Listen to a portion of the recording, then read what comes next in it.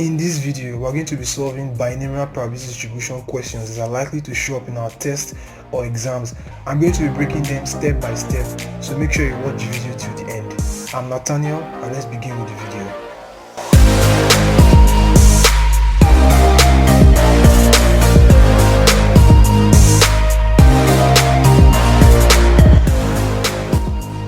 So we're going to be solving a number of questions, and the first one is, alright, so this is the first question. If you haven't seen the first lesson I posted on understanding binomial probability distribution, you should probably go and watch that first before taking this lesson, because it will aid your understanding on every single thing we're going to be doing here. Okay, so the question says a coin is tossed 3 times. Now we need to identify, is it a binomial or just general probability? Once we can identify that this is binomial, all we need to do is put all the details inside the formula, and that's it. The question says a coin is tossed 3 times. Find the probability of getting 2 heads up. What does that mean? How is it binomial? I'll explain. It says a coin is tossed 3 times. Remember what I said about the coin, the process of flipping a coin, a die? That is called experiment.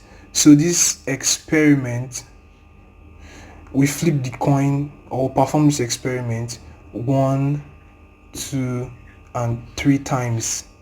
Now that is our n number of trial. So we flipped this coin 3 times. What is the probability of getting 2 heads? So this is what they mean. It's either we get a head the first time or not. It's either we get a head the second time or not. It's either we get a head the third time or not. You can see the success and failure pattern. That is how we know it's a binomial. The question went further to say, what is the probability of getting 2 heads twice out of the 3 experiments? This is our interest, 2. We don't care about the third one, so our interest, x in the formula, is 2, and our n is, so now we have n and we have x. Now let's find p and q. Alright, so now we know n, we know x. Now for p and q. So if you remember very well, I said p is the success rate. Look at the question very well. They said head. Anytime we flip a coin, there are only 2 things that can happen, head or tail. They said what is the probability of getting a head? So heads are consigned. Out of these 2 outcomes, head 1 out of 2. So that is our success rate, 1/2. Head interest over 2 outcome, which is 0.5. So that's our success rate. So p is 0.5. Don't forget that sometimes p will come directly in the question, or sometimes we'll just need to basically find the probability of getting a head when we have in a coin. If we flip a coin, what's the probability of getting a head? So this is it. Now for q. So q is equal to 1 minus p, which is, alright, so now we have our data. All we need to do is just plug it inside here. Very simple. So n, we have 3 combination 2, which tested something 3 times. We're only interested in it twice, multiplied by p. P is 0.5, all raised to power x, which is 2. So this is how it looks like. We can quickly use our calculator to find 3 combination 2, and then we just multiply all these. Very simple, and get our answer. But for those of us that would love to do it manually, let me explain what 3 combination 2 is. Alright, so every time we have 3 combination 2, this is what they mean. They mean 3 factorial over 3 minus 2, which is 1 factorial, 2 factorial. So what is 3 factorial? 3 factorial is just 3 times 2 times 1. We are multiplying progressively from 1 to n.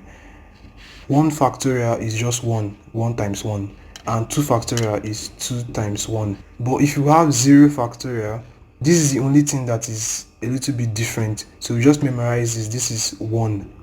0 factorial is 1. So that's it. So when we calculate this, we multiply it by the rest we have, and we'll get our answer. So 3 combination 2 is simply 3 multiplied by this guy and this guy over here. So when we multiply all three by this, we'll get. So this is simply our answer. All other questions will look like this. Sometimes they'll just try to trick you a little bit, but if you solve more questions every single time, you'll get used to it and their tricks. Alright, so for this second question, you can see that every time it's repeating itself. It says a Ludo die is thrown 5 times. Experiment again. E 5 times. So that's 1, 2, 3, 4, and 5. 5 times. Find the probability of getting 1/6. So it's either we get a 6, like it's a face, 6 is a face, or not. It's either we get a 6 or not. So you can see the pattern repeating itself again. These two special outcomes, hence binomial. So now that we identify that it's binomial, all we need to do is put in the information in the binomial formula. Alright, so that's the binomial formula. Okay, so the first question says, what is the probability of getting 1/6? Probability of getting 1/6. So we have n number of, we experimented on this die, we tossed this die 5 times, meaning our n trial experiment is 5n, and our x is 1. So our interest is 1. We usually want 1/6, either a 6 or not. 1, we don't want 2, 3, 4, and 5. So our x is 1. So all we just need to do is put this into the formula. Why the B says what is the probability of getting 2 6s? So they are telling us 2 6s. We're interested in 2 now, so the bx will now be 2. Then the C is now what is the probability of getting 3 6s? So we're interested in 3 now, so x is 3 for C. So it's just the same thing, but x is changing every time, so they want us to calculate A, B, and C. We don't care about 4 and 5 experiment. Okay, so what about P? P is the success rate. So they are saying if we have this one particular die, what are the outcomes in a die? So in a die we have 6 faces of occurring, and they are saying what is probability of one face showing. So we have these faces. Okay, so in this die they are saying we have 6 faces occurring. What is the probability that one of these face will occur, that this 6 will occur? That is one face, 1/6 side over total 6. So that is the success rate. Very simple. Our Q is simply 1 minus P, like we know. Okay, so 1 minus that is 0.833 approximately. So I like it in decimal, so that's why I put it like this. You can solve it in fraction if you like, the same thing. Alright, so this is our data for A. Let's do only A because everything is literally the same. So it says we tried something 5 times. I'm using the binomial formula, and we're interested in it only one time, multiplied by P, which is 0.167. So if we calculate all this, we'll simply get our A probability, binomial probability for A. So this is our final answer for A.